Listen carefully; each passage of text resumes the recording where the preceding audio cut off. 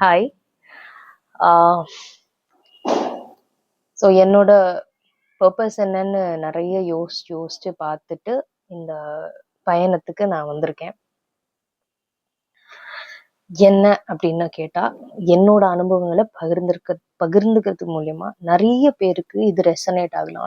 இதே மாதிரி அனுபவங்கள் நிறைய பேருக்கு மேட்ச் ஆகலாம்.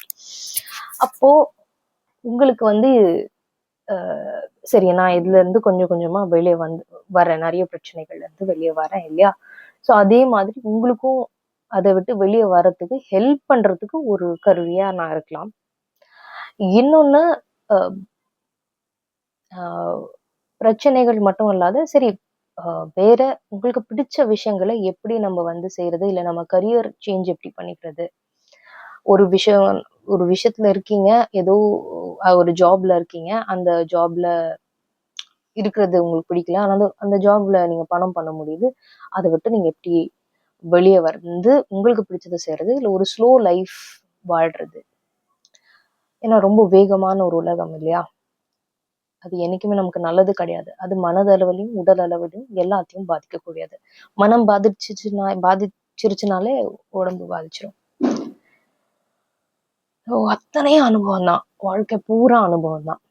அந்த அனுபவங்கள் எல்லாம் பகிர்ந்துக்க, இன்னும் என்னென்ன அனுபவங்கள் எனக்கு கிடைக்குதோ அதை பகிர்ந்துக்கவும், உங்களுடைய அனுபவங்களை கமெண்ட்ஸ் மூலியமாகவும் இல்லை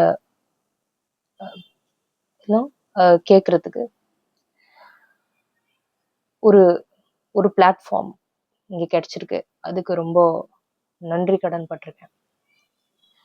ஏன்னா பல நேரங்கள்ல உங்களோட உறவினர்கள், உங்களோட அப்பா அம்மா இல்ல அண்ணன் தங்கச்சி, இவங்கெல்லாம் கூட அவங்க பேச்சு கேட்கறது இல்லை, இல்லை உங்களை மதிக்கிறது இல்லை, உங்க மேல நம்பிக்கை இல்லை. ஆனா இப்படி நிறைய பேர் இருப்பாங்க நம்மள மாதிரியே. கண்டிப்பா ஒரு பெரிய பிளாட்ஃபார்ம், அதாவது நிறைய பேருக்கு நம்ம அதை நிறைய பேர் உள்ள ஒரு ஒரு பிளாட்ஃபார்ம்ல அதை வெளிப்படுத்தும் போது அங்க கண்டிப்பா ஒத்த கருத்துடையவங்க நம்மள சேருவாங்கன்ற ஒரு நோக்கத்தோட இந்த பயணத்தை ஆரம்பிச்சேன். யாராருக்கெல்லாம் இந்த ஸ்லோ லைஃப், கண்டிப்பா நிறைய பேருக்கு ஸ்லோ லைஃப், சோம்பேறித்தனமான ஒரு லைஃப்னு இல்லை, ஒரு ஸ்லோ லைஃப் வேணும்.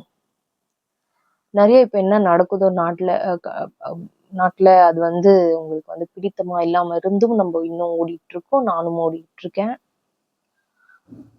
ஆனா இதுல இருந்து கண்டிப்பா மீண்டு வரணும் அப்படின்னா, நம்மளுக்கு இப்போ பணம் ரொம்ப முக்கியமான விஷயம், அதாவது வெல்த் ரொம்ப முக்கியமான ஒரு விஷயம். அந்த வெல்த் எப்படி சம்பாதிக்கிறது அது ஒரு விஷயம்.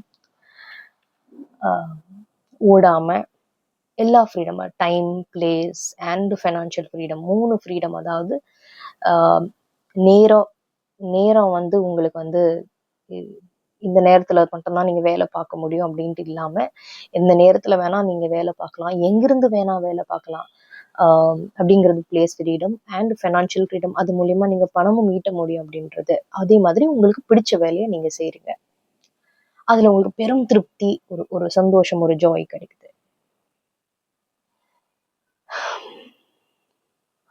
ஸோ இந்த வாழ்க்கையை நோக்கி ஐ திங்க் நிறைய பேர் யூடியூப்ல இதை பண்ணிட்டு தான் இருக்காங்க. நிறைய பேர் அவங்கவுங்க, நான் நிறைய என்னோட நண்பர்கள், என்னோட நிறைய ஒத்த கருத்துடையவங்களை பார்க்குறோம். உலகம் அதை நோக்கி போயிட்டு இருக்குன்னு நினைக்கும் போது ரொம்ப சந்தோஷமா இருக்கு.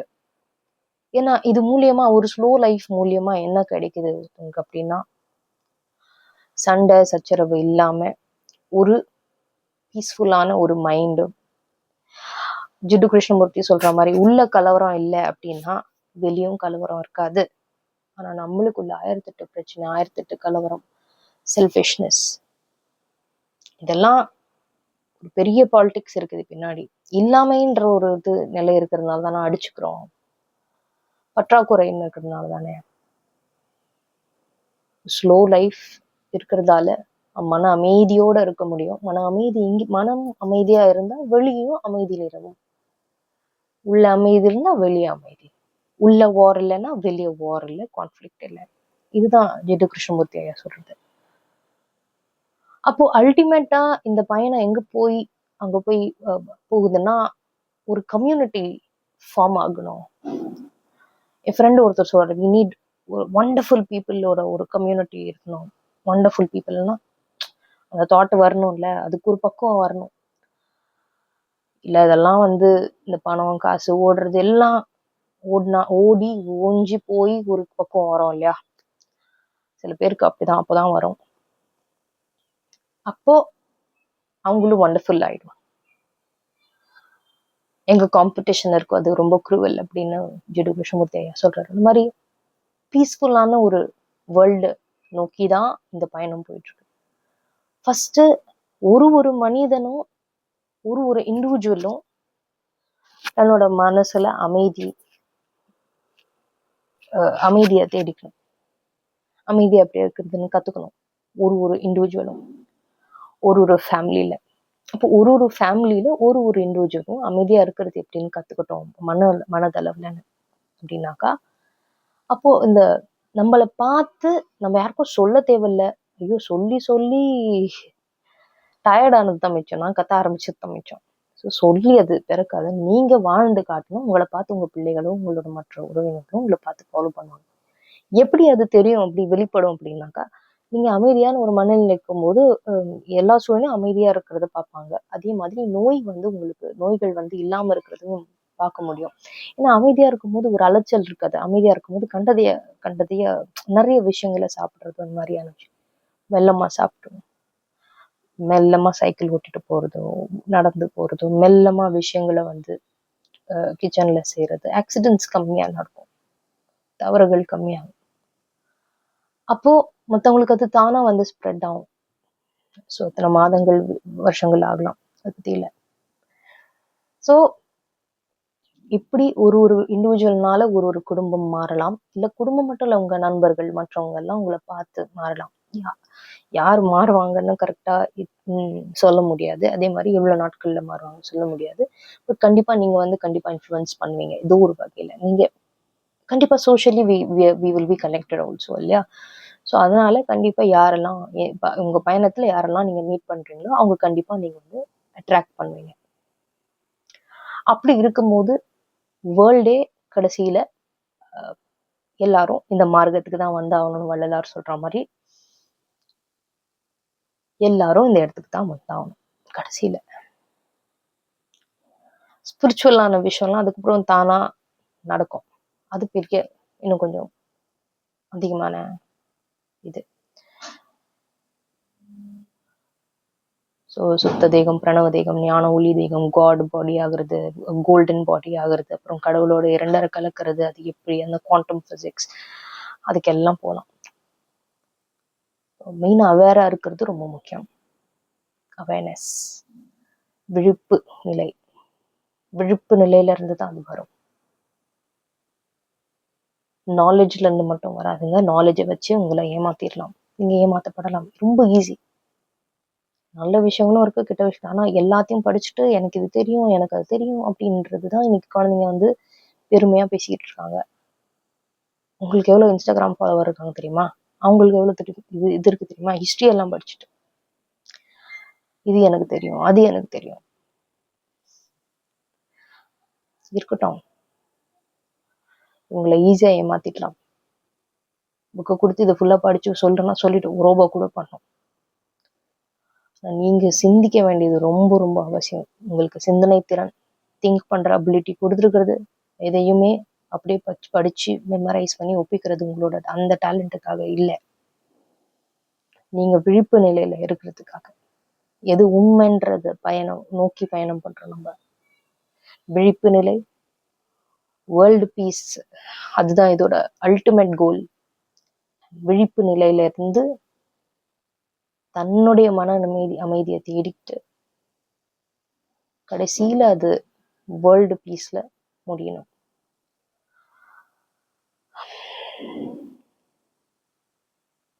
எண்ணற்ற விஷயங்கள், எண்ணற்ற தவறான விஷயங்கள் நிறைய நடக்குது. அதிலிருந்து எல்லா மக்களும் விடைபெற்று உலக அமைதிக்காக இந்த பயணம். இதுதான் நான் கடைசியா எழுத எனக்கு நான் என்ன ஆகணும், என்ன பண்ணணும், என்ன பண்ணிட்டு இருக்கோம் நம்ம. ஐ திங்க் நம்ம ஒருத்தரும் அந்த பயணத்தை நோக்கி தான் போகணும். அது மட்டும்தான் எல்லா பிரச்சனையும் முடிவுக்கு கொண்டு வரும்.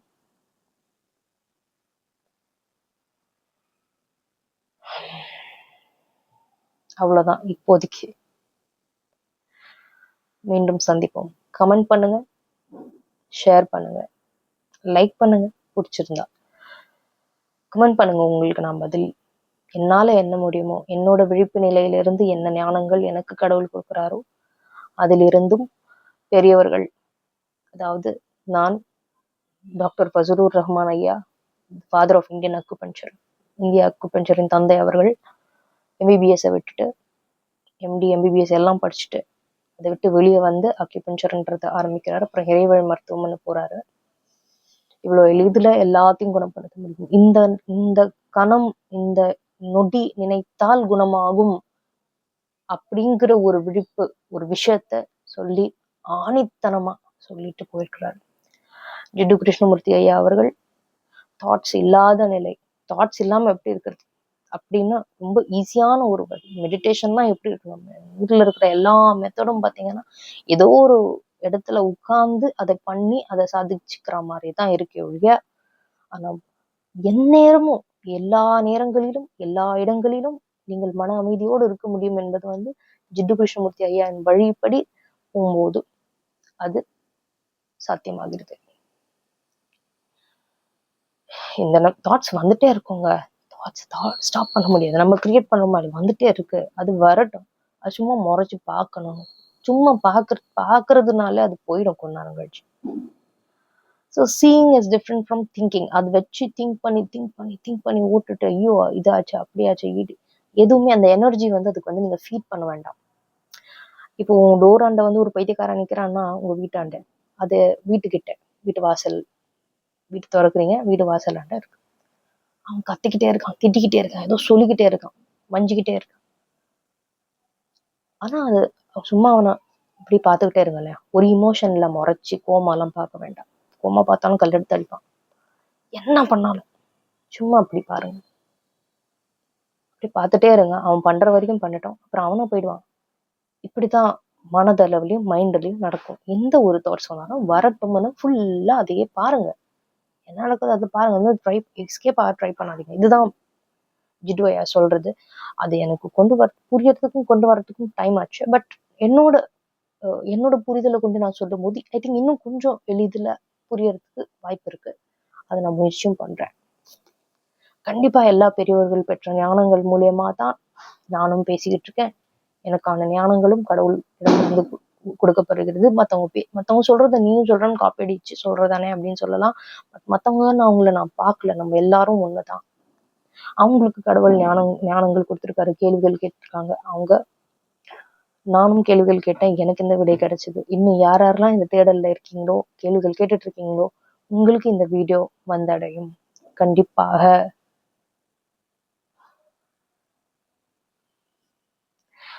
With all love, Janani Harish signing off. இன்னொரு வீடியோல பார்க்கலாம். நன்றி.